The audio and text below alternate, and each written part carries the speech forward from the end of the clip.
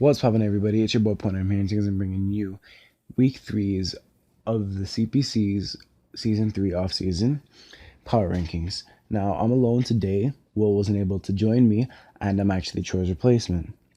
Boom, bada bing. Let me get through this real quick. I am judging the matches off of week 3's performance, not week 1 or week 2.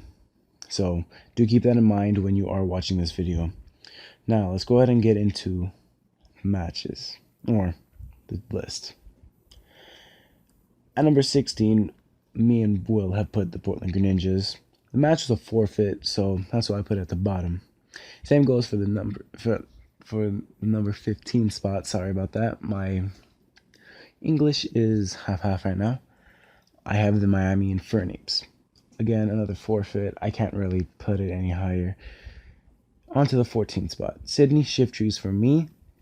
They had a really iffy battle, a lot of misplays, and it wasn't really a close one, so to speak, in my opinion.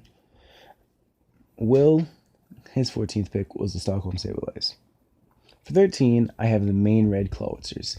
Now, the reason behind this is, again, a lot of misplays, and it really cost him the match. For Will's 13th, he has the Carolina Hurtiflames. For the 12th spot, I have the Boston Bulldogs.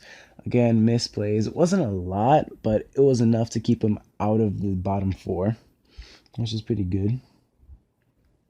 So, Will's 12th pick was the Hidden Leaf Village Roseraids. On to the 11th spot. Arkham City Delibirds, whose motivation, so to speak, or, well, I don't know, whose battling skill, whose teamwork actually almost managed to win, because it was an amazing battle. And honestly, I can't deny it. I actually wanted the Arkham City Delibirds to win this. No lies, in all seriousness. So Will's 11th is the Virginia Tech Froakies. On to the 10th, Stockholm Sableyes. Now, this, again, it was a really close match, and I thought it was going to go the other way. However, it didn't. But the reason it's so high, especially for losing, it's because of how well the battle was. There was a lot of good plays, a lot of bad plays. So Will's 10th is the Sydney Shift-Trees. On to the number 9th, California Hurtiflames. Now, the Hurtiflames. Oh, I did not expect this battle to go the way it did. I really wanted it to go the other way. Hurtiflames. When it gets down to it, I'll tell you guys what really happened. Will's 9th is the Los Angeles Clefable. The 8th spot, Dallas Starmies. It was a forfeit match, so I couldn't really put it any higher, sadly. Will's 8th was the Boston Bulldogs, which I don't know why he put it so high, but he did. My 7th was the Hidden Leaf Village Roseraids. Again, although it was a win, it was still kind of a forfeit match, so I didn't put it any higher. Will's 7th was the Red Mane Clawitzers. Now, this kind of took me by surprise. He put it a bit higher, but again, I don't know his reasoning behind. So, now me and Will are back to the even playing fields. And that is with number 6, Manectric United. This was honestly a good battle, so to speak. A lot of misplays, especially from both sides. And honestly, the Manectric United just got luckier when it came to hacks and luck and so hit accuracy. Sorry about that.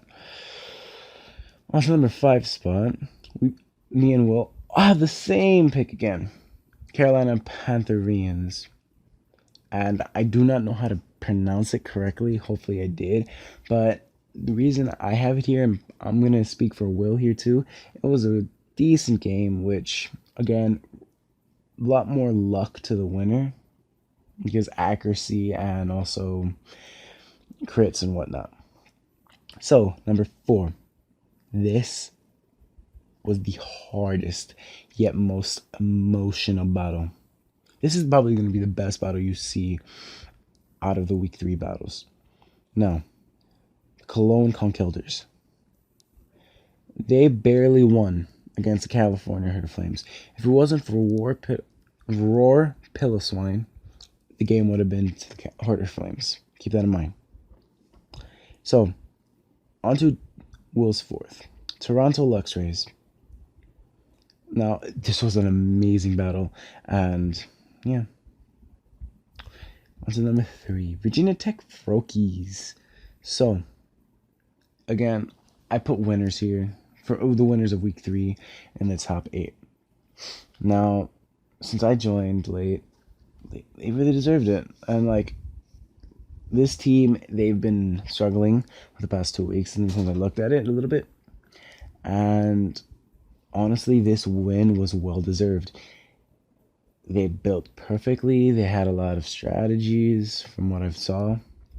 And yeah, Will's 3rd. The Dallas Starmies. I guess because 3-0, so to speak. So, coming in the number 2 spot, I have the Los Angeles Clefables. Now, again, really, and I mean, like, this was in his favor, or in the team's favor, because 1, little to no prep needed, because it was almost a counter team.